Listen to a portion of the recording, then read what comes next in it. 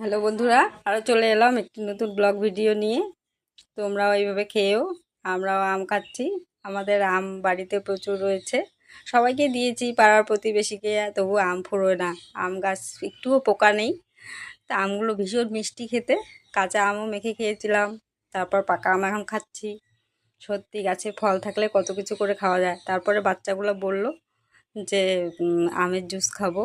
তা বাড়িতে বসেই আছি, ফাঁকায় রয়েছি, সেজন্য বললাম করেই দেই। কেটে কেটে তারপরে আমগুলো জুস করে নিলাম। জুস করে দিয়ে মিক্সিতে দিলাম, মিক্সিতে দিয়ে আমগুলো জুস করে নিলাম। এই যে জুস। তারপরে সবাইকে, বাচ্চাগুলোকে দিলাম। আমগুলো ভীষণ মিষ্টি খেতে। এইভাবে আপনারাও খান। সেরকম জুস করতে পারিনি, শর্টকাটেই করে দিয়েছি। বসেই আছি বাড়িতে। তারপরে সবাই টেস্ট করে আমরা খেলাম, বাচ্চাগুলোকেও দিলাম।